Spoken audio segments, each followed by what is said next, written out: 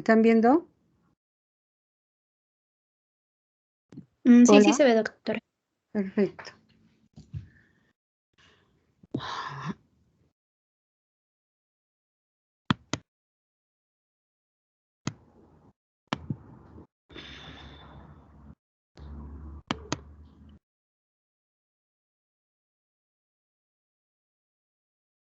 Siempre viene la tercera parte de la clase, ¿no?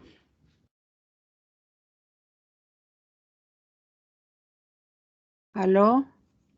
Sí, sí, doctora. Poquitos. ¿Me puedes pasar una lista de los que están presentes después a mi WhatsApp? Sí, sí, Anotación, doctora. por Yo favor. le paso. Bueno, entonces vamos a tratar hoy día el cuadro de enterocolitis necrotizante, que consiste en un síndrome de lesión intestinal y es una de las urgencias gastrointestinales, digamos, de más importancia, ya que si no se tiene un buen manejo y un diagnóstico oportuno, pues puede llevar a la mortalidad de estos pacientes, ¿no? Generalmente aparece de 1 a 3 por cada 1000 recién nacidos vivos y es la causa del ingreso a la UCI neonatales de 1.8%. Generalmente esta patología es más frecuente en recién nacidos prematuros y los recién nacidos también que tienen un peso muy bajo, menos de 1500, y los de extremadamente bajos, que son de menos de 1000 gramos, se puede presentar en un 4 a 13%. Si bien esta patología es más frecuente en recién nacidos prematuros, también se puede dar en recién nacidos a término, ¿no? Y se menciona también que hay cuadros de enterocolitis necrotizante que tienen una evolución larvada, se puede decir, que da tiempo a que podamos sospechar esta patología, hacer el diagnóstico y el manejo adecuado, pero hay casos también de que en forma abrupta se desencadena este cuadro, se puede decir hasta fulminante, y los que llevan a un mal pronóstico.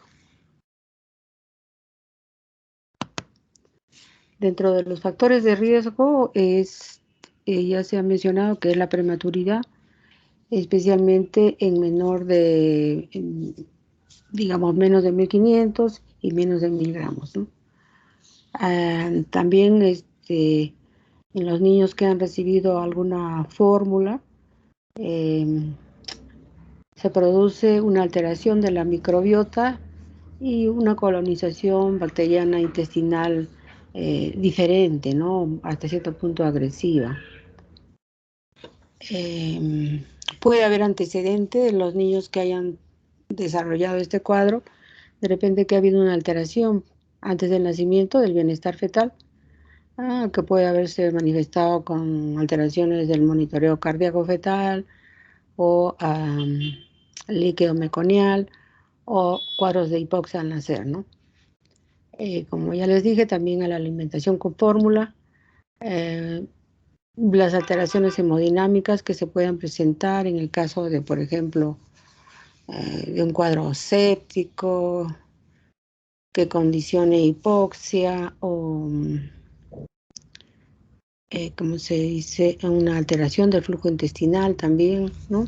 Que puedan desencadenar una isquemia.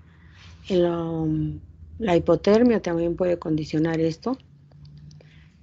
Algún procedimiento como la exsanguíneo-transfusión, que generalmente se hace cateterizando los vasos umbilicales, sobre todo la vena umbilical. Se presenta también cuando, o es un factor predisponente, la presencia de una cardiopatía congénita, sobre todo la resistencia del ductus arterioso. La policitemia también tiene que ver con un factor de riesgo, sobre todo cuando esta se complica por hiperviscosidad, hay un enlentecimiento del flujo sanguíneo a nivel de los vasos, sobre todo a nivel intestinal, que no hay un buen aporte de nutrientes ni tampoco de oxígeno, ¿no? Y eso condiciona la isquemia. Igual también La poliglobulia, ustedes saben que también puede producir alteraciones a nivel del sistema nervioso central. También se menciona que puede estar presente cuando hay gemelos monocoiales, ¿no? Entonces, en cuanto a la patogenia, es multifactorial. Juega un papel muy importante la isquemia con la hipoxia intestinal, la deficiencia inmunitaria intestinal o el poco desarrollo de los factores inmunológicos, sobre todo mientras más prematuro es el recién nacido.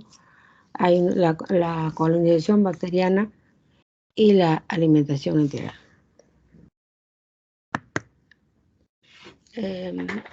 La prematurez es el factor de riesgo más importante en esta patología. En estos niños hay un déficit enzimáticos y hormonales, hay una deficiente autorregulación de la microflora intestinal, hay hipoperistalsis, o sea que hay poco desarrollo de la motilidad intestinal, hay la presencia escasa de inmunoglobulina A secretora, ¿no? Que esto está dado más que todo por los bebés que toman lactancia materna. Hay un déficit inmunológico, ¿no?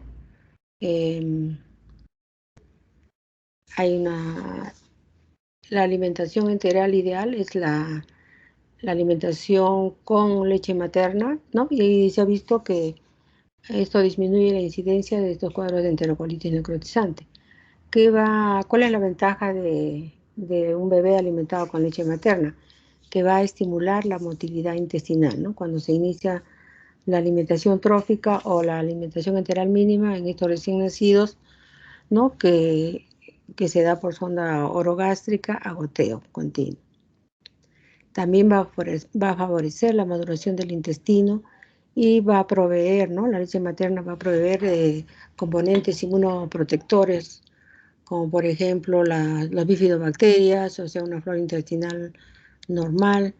Va a pasar también la inmunoglobulina secretora, ¿no? En cambio, las fórmulas comerciales, ¿no? Son generalmente hiperosmolares, lesionan al enterocito y estos van a producir, digamos, una fermentación con la producción de gas intraluminal que se va a traducir después en la presencia de neumatosis.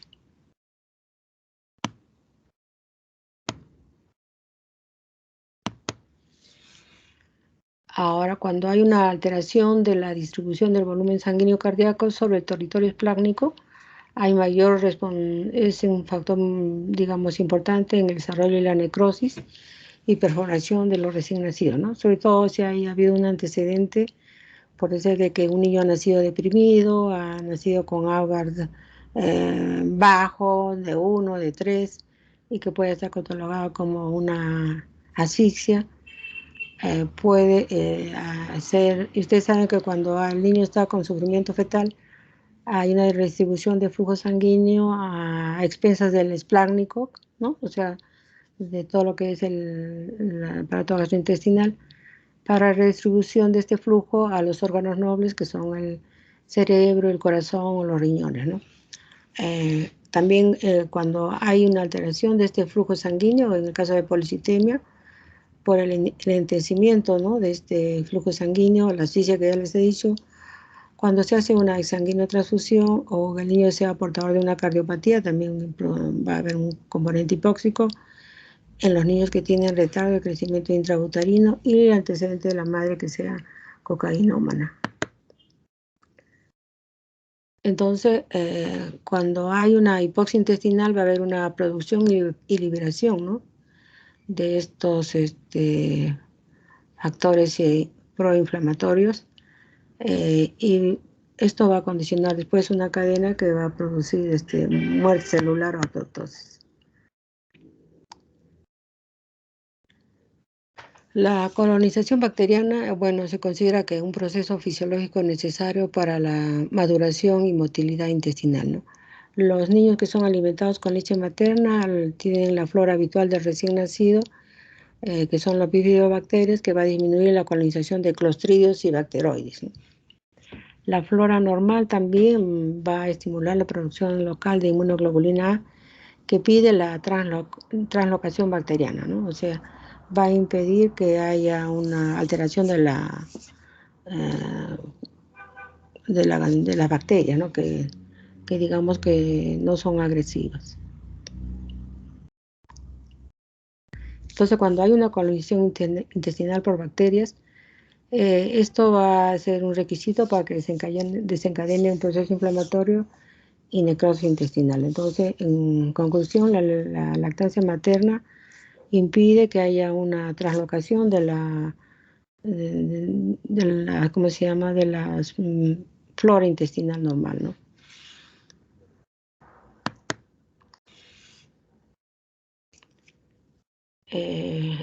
Los niños, estos niños de riesgo que son los prematuros y que no son alimentados con leche humana, la microflora o la microbiota intestinal va a ser diferente, ¿no? Entonces, los factores que, digamos, que aumentan o predisponen al crecimiento bacteriano en el intestino inmaduro van a ser el déficit de inmunoglobulina secretora, la desnutrición. A muchos niños estos son con retardo de crecimiento intrauterino, peso bajo, muy bajo, el estrés por la patología que están presentando. Va a haber también una disminución del ácido gástrico y va a haber una disminución de la motilidad intestinal.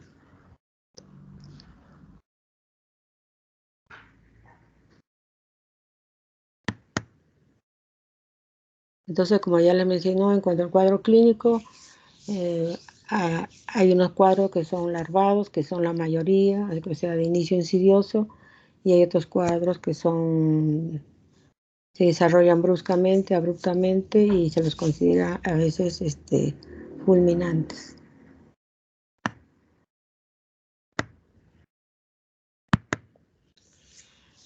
En cuanto a la sintomatología y la signología que podamos encontrar en estos pacientes que nos pueden hacer sospechar que estén iniciando un cuadro de enterocolitis necrotizante, lo primero que vamos a ver que son las alteraciones digestivas. Va a ser un niño que va a presentar intolerancia al alimento. Son niños que van a vomitar, que muchos de estos niños son alimentados por sonda orogástrica y va a haber residuos gástricos elevados. Y después se va a agregar distensión abdominal, que conforme va progresando el cuadro, puede ir intensificando la distensión abdominal, la disminución de ruidos hidroaéreos, etc. Podemos encontrar también sangre oculta en heces, o sea, sangre microscópica en las etapas iniciales de este cuadro de enterocolitis necrotizante, sobre todo en la etapa 1 de la clasificación de Bell. Y conforme avanza el cuadro, en la etapa 2 ya podemos evidenciar la presencia de sangre macroscópica fecal, ¿no? También puede estar presente diarrea. Lógicamente va a haber una sensibilidad mayor a la palpación del abdomen. Esto va a estar acompañado de un eritema de la pared abdominal, puede ser rojizo, violáceo, y puede haber residuos fecaloides.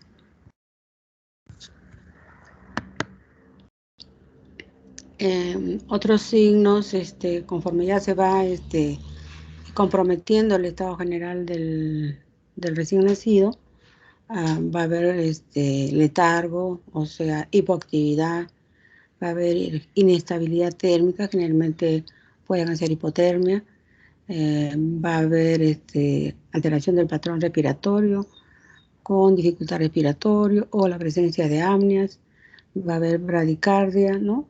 Ya signos de shock, hipotensión arterial, una mala perfusión periférica y oliguria, ¿no? Por eso estos niños en su manejo tienen que tener un buen balance. Tenemos que vigilar siempre cómo está la función renal con la diuresis horaria.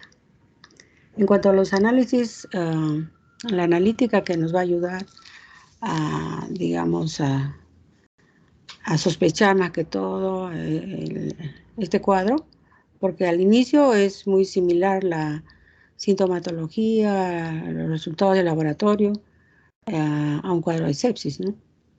Por eso siempre en el diagnóstico diferencial en estos niños que sospechamos sepsis tenemos que pensar siempre que una posibilidad puede ser que esté enmascarando el desarrollo de una enterocolitis necrotizante.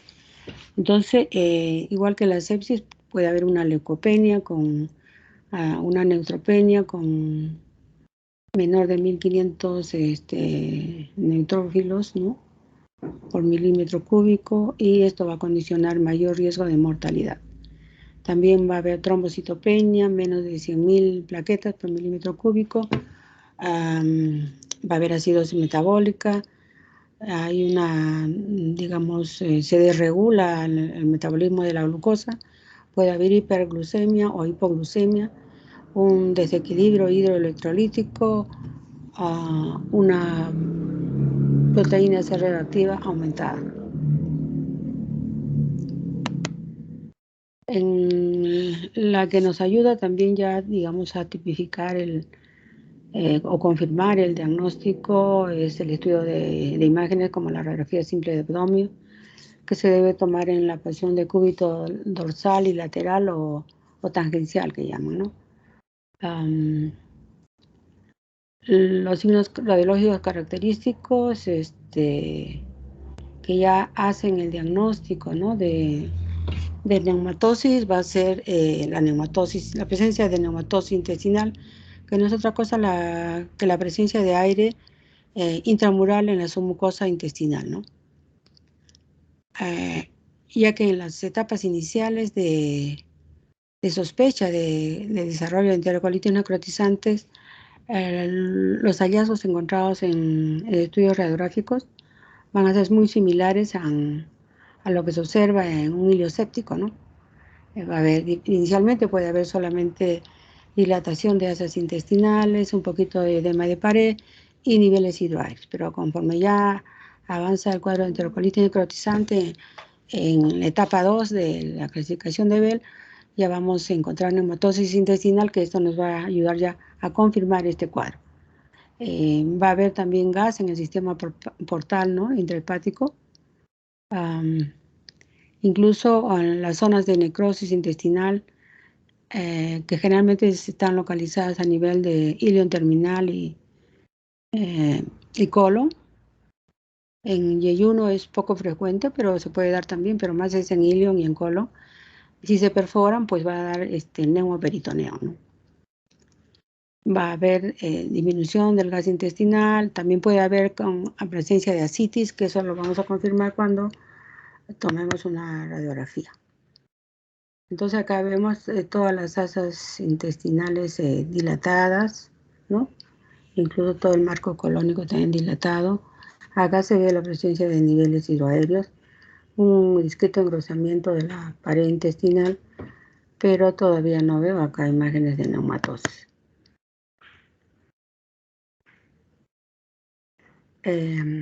Acá se ve ya unas imágenes de neumatosis intestinal y también la presencia de neumoperitoneo.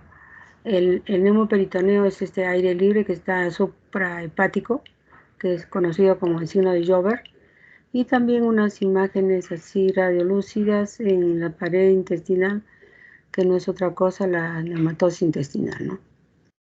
Y aquí en la zona hepática vemos aire en el sistema portal.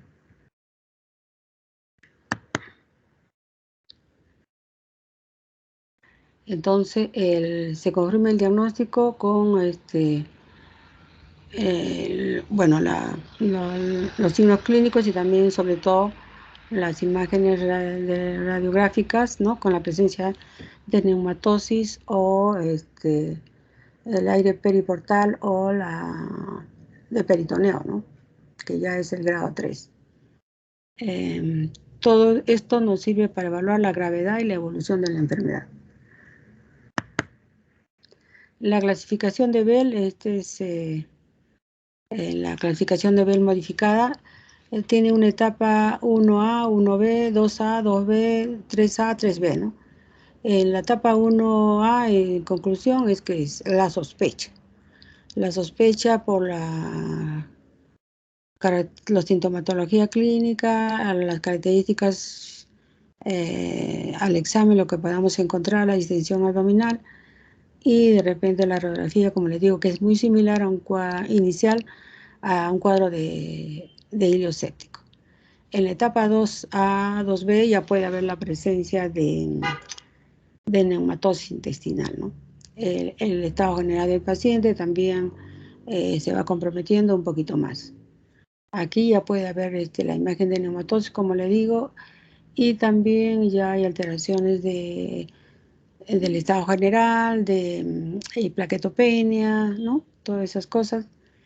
Y ya en el grado 3, pues ya es un niño que luce completamente enfermo, de repente la pared abdominal está ya tensa, de aspecto rojizo o violáceo, y puede estar sin perforación, que vendría a ser la 3A, y con perforación la 3B, que ya da un neumoperitoneo, ¿no? Acá tenemos la clasificación de Bell un poco más especificado con todos los síntomas y signos y los hallazgos radiográficos que presenta. Por ejemplo, acá tenemos la 1A, que es la sospecha, igual que la 1B. Puede haber inestabilidad térmica, apnea, bradicardia, letargia, hay residuos gástricos elevados, distensión abdominal, vómitos y la sangre oculta en heces, ¿no? Ya en la etapa 1B puede haber ya sangre macroscópica en heces. Y como les digo, en las etapas iniciales solo hay un hilio leve. En la etapa 2A y 2B ya es la que se menciona como NEC confirmada. Se compromete un poco más el estado general del paciente. Ya se puede ver en el caso de la 2B, por ejemplo, puede haber lo mismo que en la etapa 1, pero ya puede agregarse alteración del medio interno, ya puede haber acidosis metabólica leve, como les digo, también hay trombocitopenia.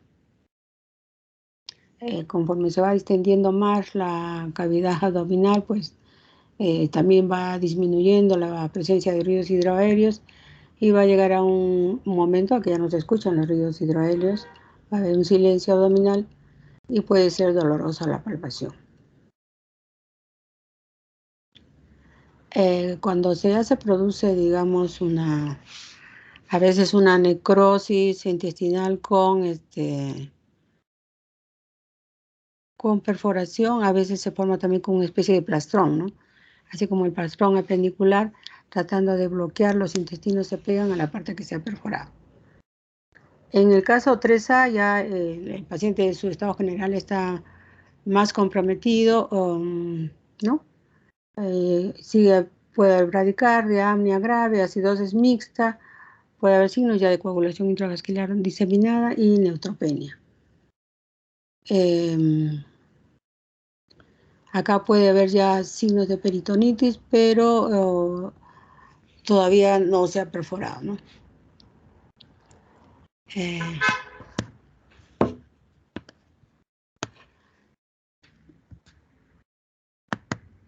En el caso 3B, ya el estado general del paciente es mucho más comprometido y ya se perfora acá el intestino y hay presencia de neumoperitoneo, que ya es una emergencia quirúrgica, ¿no? Provocada por esta enterocolitis necrotizante. Entonces, el diagnóstico diferencial inicialmente puede ser por un cuadro de sepsis, como les digo, porque es muy similar a la clínica y los hallazgos en el examen físico y las radiografías iniciales, sobre todo en la etapa 1. También puede ser por una impactación meconial que produce distensión abdominal, incluso puede llevar a isquemia y perforación, pero esto es más raro. En una perforación gástrica también es raro. Generalmente es bien raro. Alguna vez hemos revisado estos casos cuando era residente y puede ser una isquemia localizada a nivel gástrica o puede ser traumática también cuando enfermería mete una sonda, ¿no? En el caso de HISPU neonatal, que no es otra cosa que el megacolon aganglionar, también entra en el diagnóstico diferencial.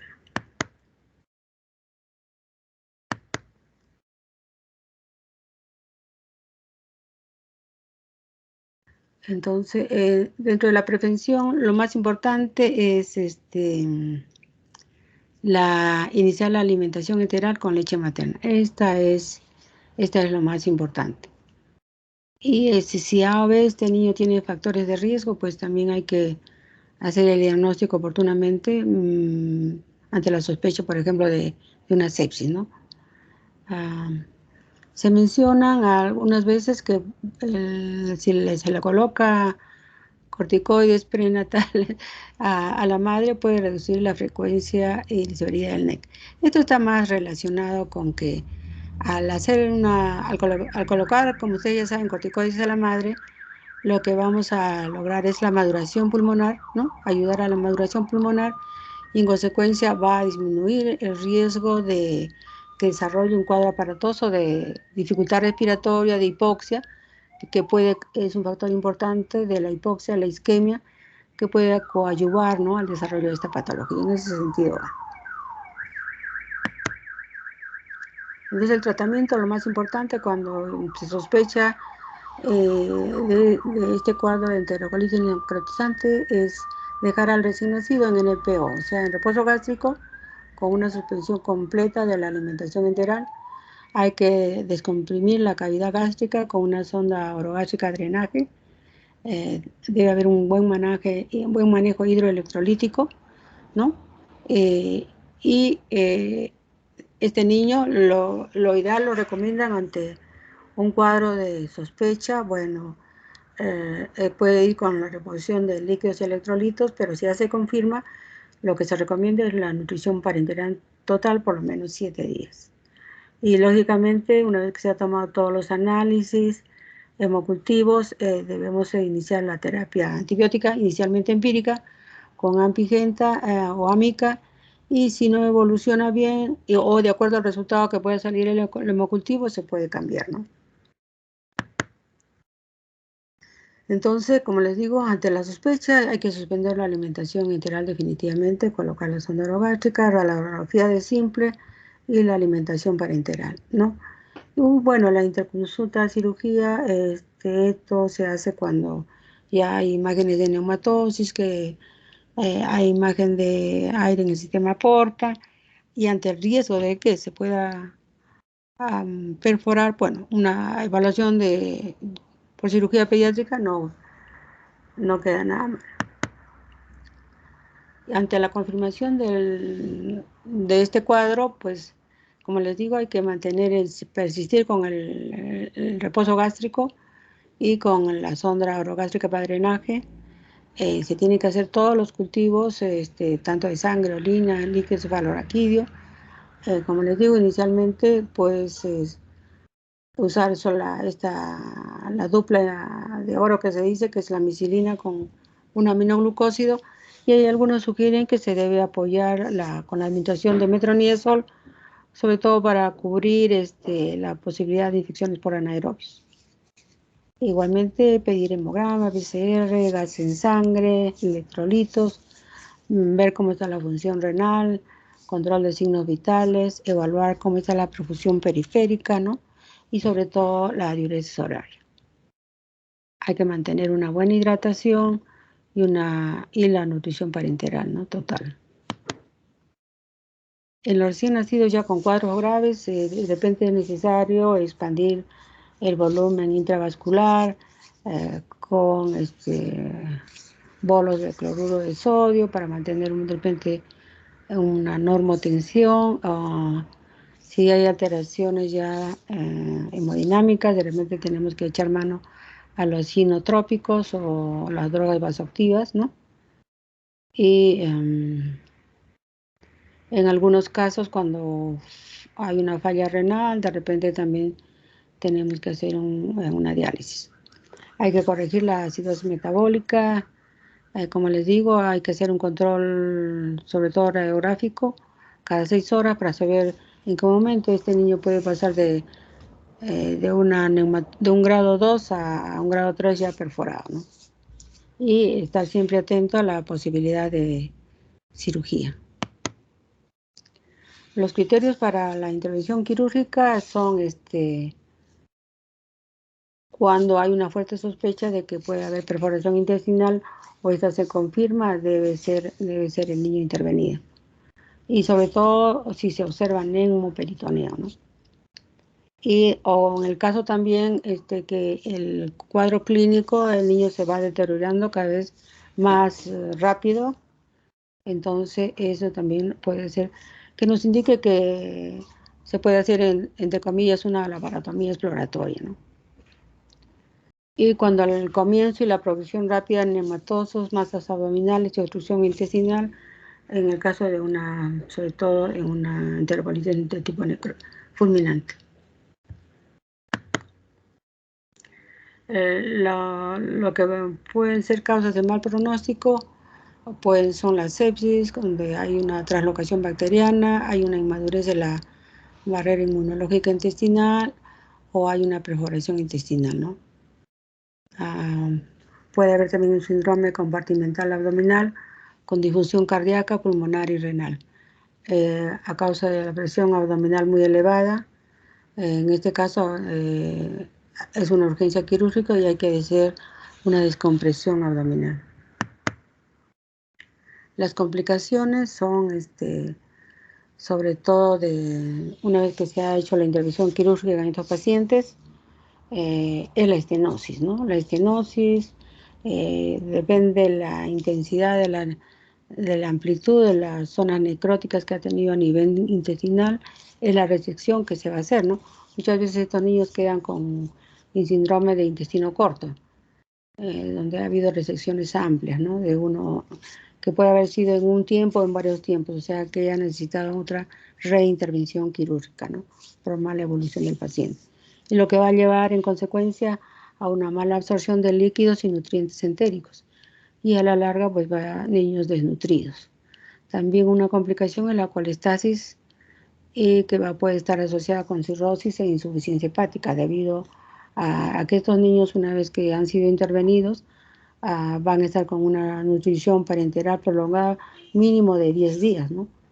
Y esto que antes de la intervención quirúrgica probablemente también estaban ya con nutrición parenteral total.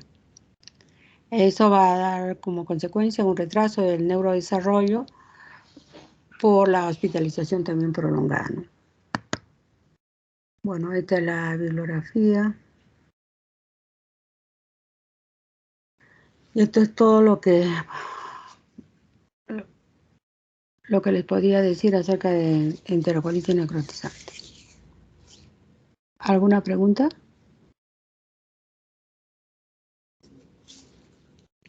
Hola. Doctora. Dime. Sí, te escucho.